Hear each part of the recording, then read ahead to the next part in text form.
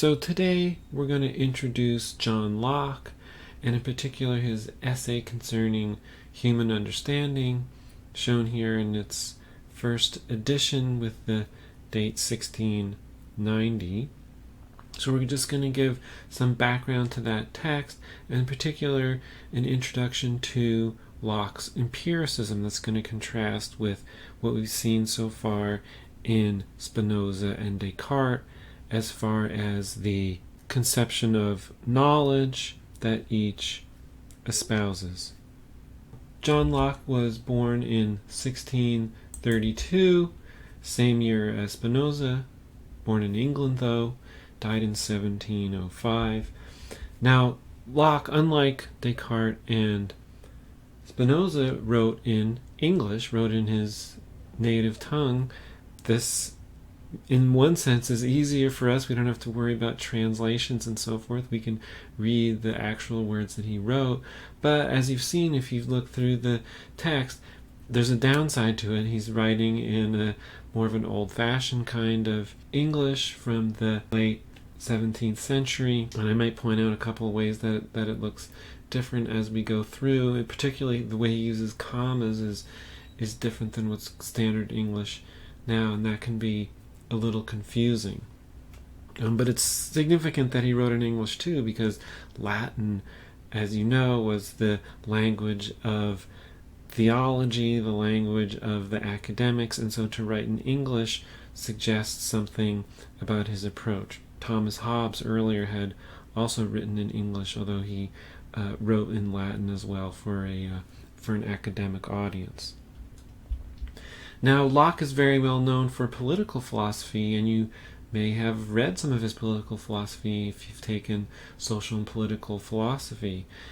Famously, in his two treatises on government of 1688, Locke argues against the view that the legitimacy of the state is based on a hereditary right of kings, and instead puts forward a version of a social contract theory. This was a theory that was made somewhat popular by Thomas Hobbes. Spinoza had a version of this theory himself.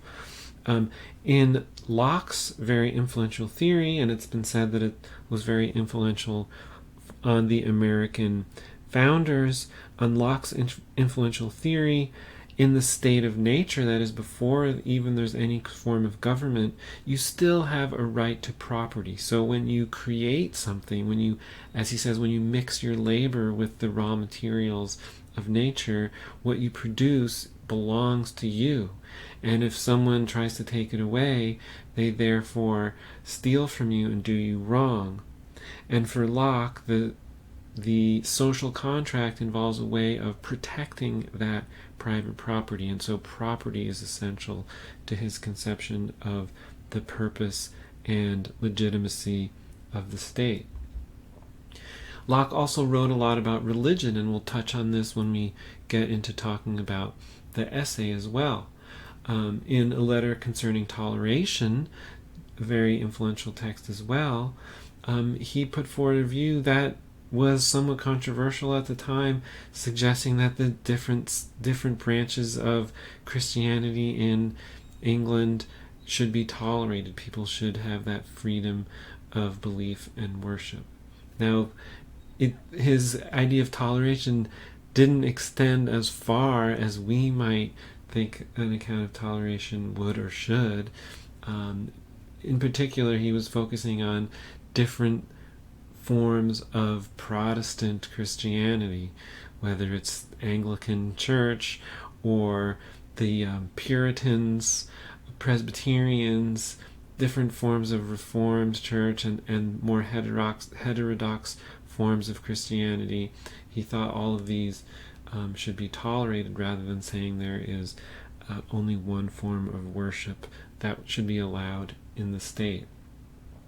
And he also wrote about Christianity in more general terms, famous text, The Reasonableness of Christianity. And we'll see later how this kind of question about how much Christianity can be considered reasonable touches on the topics, themes of the essay itself. So you could say Locke, like others at his time, saw reason as giving support to the core beliefs of Christianity. So they had that rational basis. And there were other sorts of beliefs that Locke would classify as superstitious. They were irrational and should be rejected. And he would count beliefs in the Catholic Church, or some of the beliefs, as superstitious, contrary to reason, to be rejected. But unlike someone like Spinoza, who had this sharp distinction between reasonable belief in God on the one hand, that's solely based on reason, and then the only alternative for Spinoza would be this kind of superstitious belief in God that's based on imagination. So for Spinoza, you have this dichotomy, reason, superstition. Those are really the only alternatives.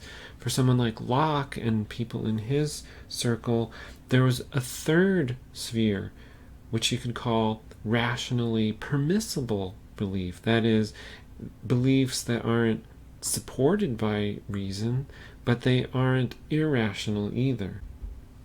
There's a whole sphere of beliefs that we can neither say that they are required by reason or that they're impermissible according to reason.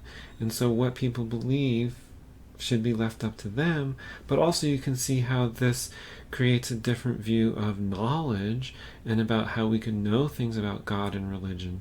There's a large sphere left for something other than knowledge, namely belief, permissible belief. And then the essay concerning human understanding that we're going to look at, this appeared in 1689, even though it has a date listed on the first edition of 1690, as you can see here in this image of the first edition. One little comment I'll make here is, if you look at the epigraph from Cicero, you can see it's taken from Cicero's text De Natura Deorum, which means the nature of the gods. So he's thinking about this question that we talked about. What is the sphere of knowledge, and is there a sphere other than knowledge for permissible belief? And Cicero, as I mentioned many weeks ago, was the proponent of what we call academic skepticism.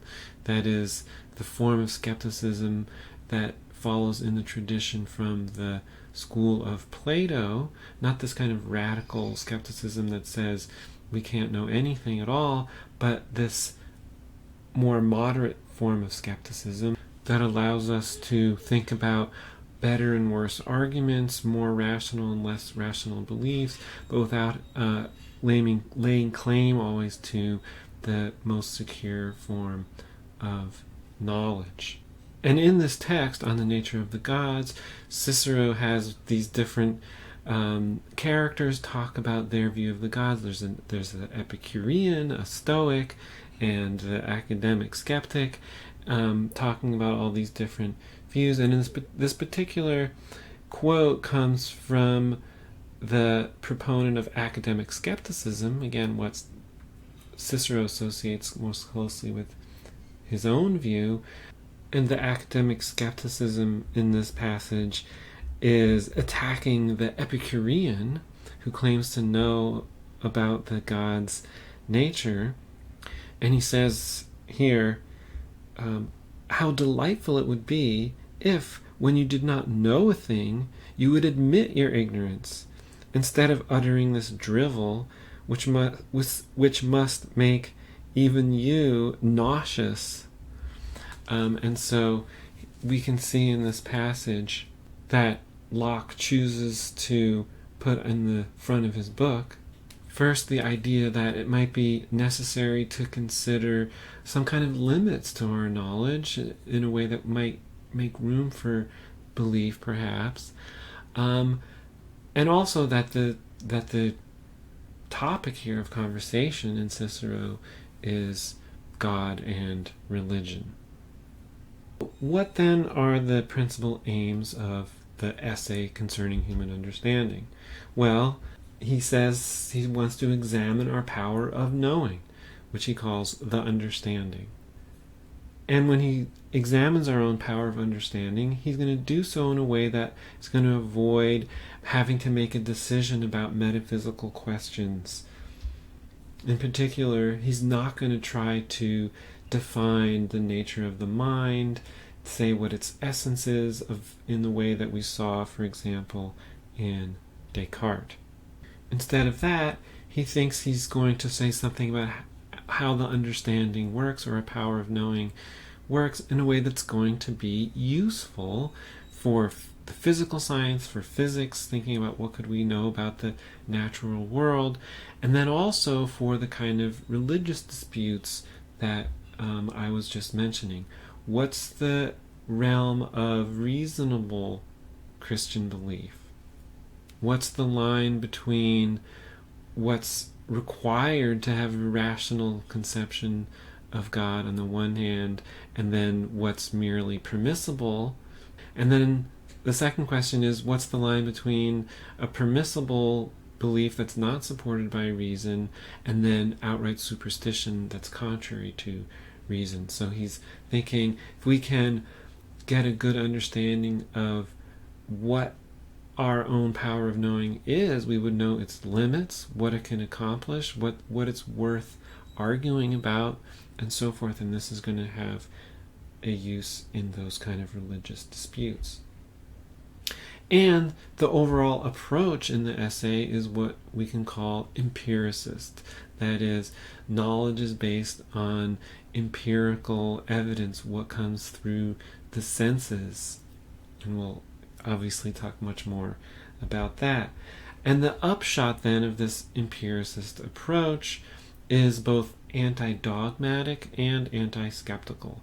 That is to say, it allows for some room for disputes. It's not saying there's only one way of having the correct belief, particularly about questions in religion, but it's also anti-skeptical, because it's saying there are beliefs that are required by reason, and in particular the fact that we have a limitation to what we can know. Not all possible beliefs are things that could even possibly fall under this rubric knowledge, means that if we don't know something, we shouldn't jump to the conclusion that therefore we know that the opposite is true. So if we didn't know certain features of God's nature, we're unsure about it, we find that we're incapable of discovering it, we shouldn't jump to the other conclusion that therefore there's nothing there at all. And in the epistle to the reader, the letter to the reader, the form of preface to the work, Locke says something about what his motivations were in writing the essay. So if we look in particular at the third paragraph in the epistle to the reader, he talks about how he was having a conversation with some friends of his. He doesn't say what the topic is exactly, but scholars think it had to do with these kinds of religious disputes I was mentioning before, particularly questions about the precise relationship between God and the Holy Spirit, or God and the Son. What's the metaphysical relationship between them? Are they the same thing, or somehow two different things? Those kind of disputes. Locke says here, reading from this passage, he says, "It came into my thoughts that we took a wrong course, and that before we set ourselves upon inquiries of that nature," again, probably these religious disputes, "it was necessary to examine our own abilities and see what objects our understandings were or were not fitted to deal with. This I proposed to the company, who all readily assented, and thereupon it was agreed that this should be our first inquiry." So that kind of sets this tone that the idea of examining our power of knowing is supposed to be useful, supposed to help us solve these problems we have in coming to know things, and to find this line between what we can and can't know, and what's a productive form of debate, and what is maybe beyond our ability to reason. And then the other form of usefulness I mentioned was usefulness with regard to the physical sciences, and that's what he goes on to talk about later in this epistle or letter in the 6th paragraph, kind of giving an excuse or an apology for why he's writing this long book. He says here, I'll read here, "The commonwealth of learning is not at this time without master builders, whose mighty designs in advancing the sciences will leave lasting monuments to the admiration of posterity.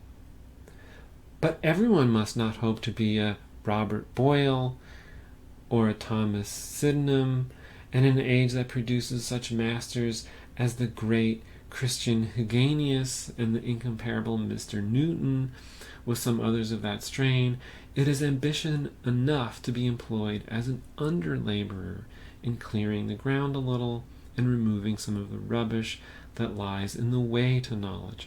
So he, in other words, rather than setting himself up as someone who's going to advance our knowledge and give us new metaphysical insights into the nature of reality, he is instead saying we live in an age with these great discoverers, people like Robert Boyle, who talked about the elements of nature and the corpuscularianism and so forth. He was an innovator in that area, and Sydenham in medicine, Christian Huygens, or here in the Latinate version, Hugenius, a Dutch physicist who's making advances, who is a contemporary also of Isaac Newton, who he mentions here, right? These are the people who make these great discoveries.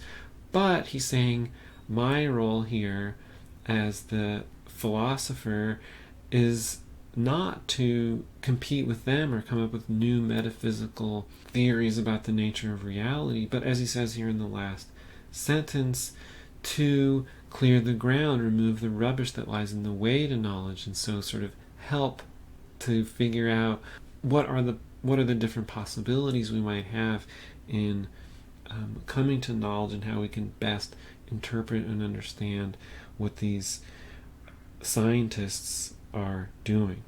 So again, in talking about being this under laborer and the need to clear the ground and remove rubbish that lies in the way to knowledge, Locke then continues that this knowledge, he says, which certainly would have been very much more advanced in the world if the endeavors of ingenious and industrious men had not been much encumbered with the learned but frivolous use of uncouth, affected, or unintelligible terms, introduced into the sciences, and there made an art of, to that degree that philosophy, which is nothing but the true knowledge of things, was thought unfit or incapable to be brought into well-bred company and polite conversation. So here he introduces in this bold-faced phrase here this thought that in philosophy, which in the broadest sense includes all of the sciences, there has been introduced unintelligible terms. So we want to try to clear away that kind of rubbish, as he says. We want to be clear in our use of terms so that our knowledge can be unencumbered.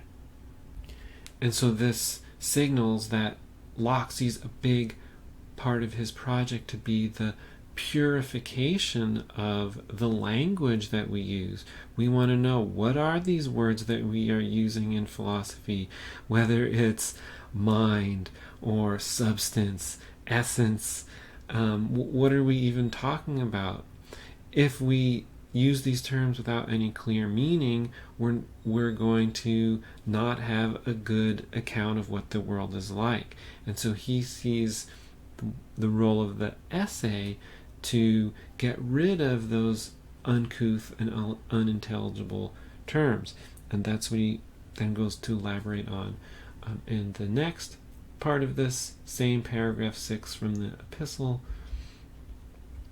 Vague and insignificant forms of speech and abuse of language have so long passed for mysteries of science, and hard and misapplied words with little or no meaning have, by prescription, such a right to be mistaken for deep learning and height of speculation, that it will not be easy to persuade either those who speak or those who hear them that they are but the covers of ignorance and hindrance of true knowledge.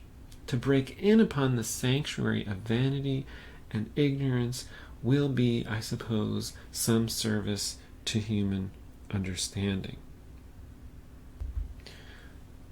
So one of the important things to take away from these passages from the Epistle to the Reader is that Locke is writing the essay with a particular problem in mind. He's not only just thinking, wouldn't it be nice to have an account of how the mind works, but rather he sees that there is a problem with the state of knowledge because of the fact that there are all these terms that are used without any clear meaning. And so he wants to try to clarify, purify that, and that's what he's going to do with his empiricist method. Okay, so in the introduction, when we turn there, that's book 1, chapter 1 of the essay. He talks about some of the aim and method that he's going to employ. So if you think about what is this object of investigation in the essay, the understanding, well, this is a little bit of an unusual sort of object. As he says here in the very first section of chapter 1, book 1, the understanding, like the eye, whilst it makes us see and perceive other things, takes no notice of itself. And so, in other words, Locke is saying we have to engage in a kind of unusual sort of investigation. We normally don't think about our eyes while we're seeing. If we wanted to think about seeing itself, we'd have to sort of step back from that and perform a difficult investigation, and in particular one whose object is kind of hidden for us precisely because the understanding is what we always use to think about everything, and so we don't usually think about the very nature of the understanding itself. And let me just pause here to just note something about how I'll be citing these things from Locke. Here's Roman numeral 1 indicating book 1, and then the lowercase Roman numeral 1 for chapter 1, and then the Arabic 1 for section 1. So this quote then is from the introduction, book 1, chapter 1, section 1 of the essay. Okay, and right here in the introduction, Locke again reminds us something I mentioned before. What he's attempting here is not a metaphysical investigation. He says, I shall not at present meddle with the physical consideration of the mind, or trouble myself to examine wherein its essence consists, or by what motions of our spirits or alterations of our bodies we come to have any sensations by our organs, or any ideas in our understandings, and whether those ideas do in their formation, any or all of them, depend on matter or no. And so here you can see a contrast, in particular with one of the things Descartes wanted to establish. Going through the meditations, what's the essence of our mind? How is it possible for our minds to think unless they are something other than the body? We'll see later that Locke tends to the view that we have a spirit that is distinct from our body, but he's not going to insist on that point, and this keeps with this kind of overall non-metaphysical approach and the kind of modesty that he approaches these questions with, that he's saying, my purpose is not to tell you what the essence of the mind is. It's not to tell you how it is that we get the ideas that we do through the senses and how those come into our consciousness and into our mind. I'm not concerned with that. I'm concerned rather with the kind of questions I was mentioning before. How is it that we get these abstract terms that we use in philosophy? Where do they come from, and what's their clear meaning? Is Hobbes right? Thomas Hobbes, is he right that thinking is just a kind of power of our body? Is Descartes right that Hobbes is completely wrong, that matter is something that's incapable of ever giving rise to thought? Well, Locke is saying, I'm not even going to address that question. I'm not concerned with that. I'm only concerned with the more purely epistemological question, that is, the questions concerning the nature of knowledge. So he says in the second section of chapter 1, his plan is to proceed with, he says, a historical plane method. That is, rather than the metaphysical method of trying to discern the essence of the mind and to start from that point, he's going to use a historical method, meaning not here the study of history as we usually understand it, but rather what we could call an empirical method. You're just going to investigate what are the ideas that we have through talking about what our ordinary experiences are and our ordinary forms of introspection. What can we say about what ideas we have, what knowledge we have, and so forth. He says that the overall aim of the essay is to search out the bounds between opinion and knowledge. And this idea of this difference between opinion and knowledge we've seen already in Descartes and Spinoza, and you could see it going back to Plato, this idea that there's mere opinion and then there's this other thing, knowledge. But we've seen already, I mentioned how for Locke the distinction is not going to be quite the same, because there's this realm where we can have evidence without it being knowledge, that we, as well as there being a realm where we can have belief that is neither irrational or contrary to reason nor supported by reason. So he's going to try to search out what those boundaries are exactly.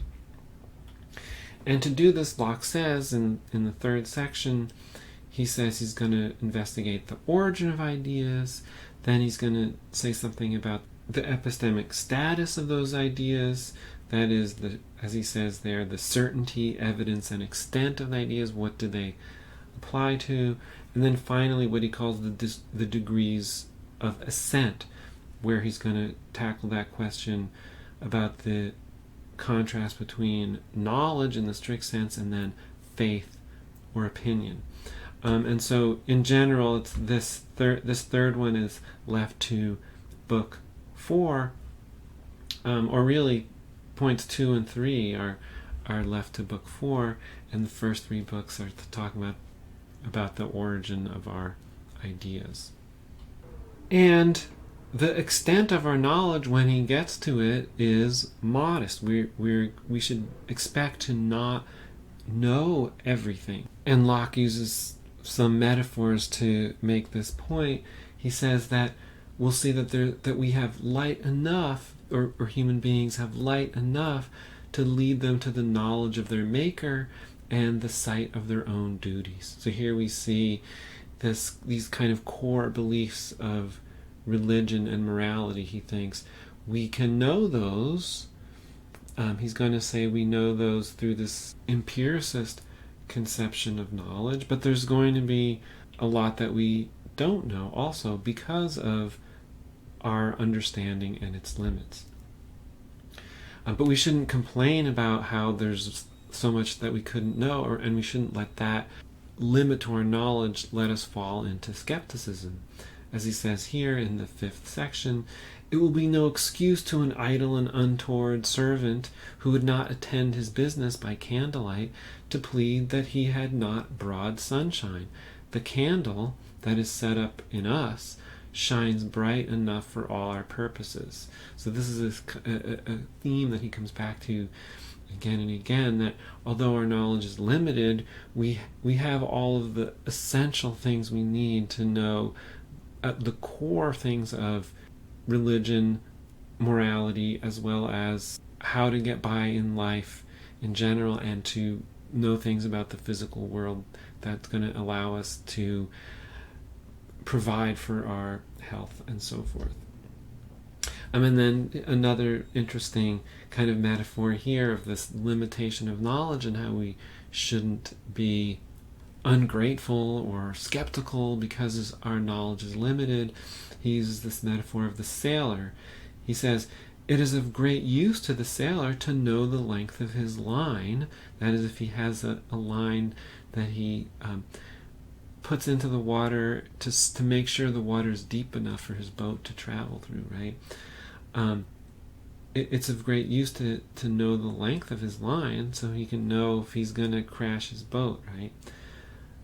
Though he cannot with it fathom all the depths of the ocean. So he has this line that tells him how deep the water is only up to the length that his line goes.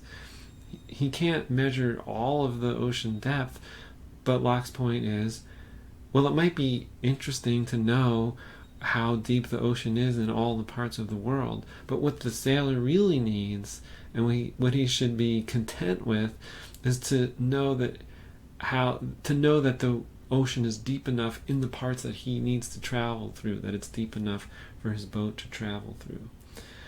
And so he has this metaphor, and he brings it back to the case of knowledge, where he says, "Similarly to the sailor, we need not be troubled that some other things escape our knowledge."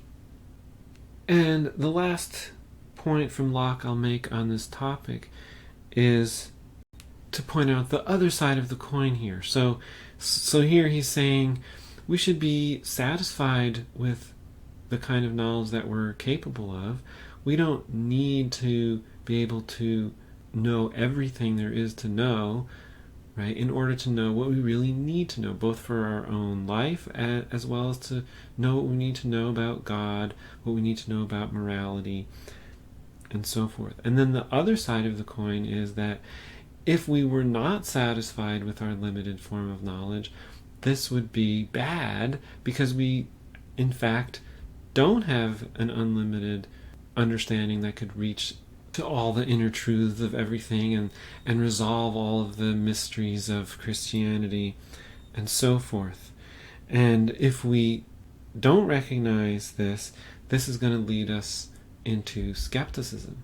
So he says here, "Thus, men extending their inquiries beyond their capacities and letting their thoughts wander into those depths where they can find no sure footing, it is no wonder that they raise questions and multiply disputes, which, never coming to any clear resolution, are proper to only continue and increase their doubts, and to confirm them at last in a perfect skepticism." After all, there are all these disputes about the nature of God, about many other things, and different philosophers and theologians disagree. And so if no one can agree, it might seem like there's no truths at all about any of these questions, even about these core principles of religion that Locke thinks that we do have reason to believe in. And so if we are not careful in marking that limit between what we're capable of knowing and what we're not capable of knowing, according to Locke, and we think that our powers ought to be able to reach and to everything and to answer every question, then when we see all these disputes and we see that we can't answer all these questions, we're gonna come to the mistaken conclusion that we can't know anything about these questions. And that's this perfect skepticism that Locke complains about here. Okay, so in the next video then, I'll be talking about his arguments for empiricism and against innate ideas. And so that's going to be the second part or part B of reading 8.1 on the Canvas page. That is the material from chapters 2 and 4 of Book 1.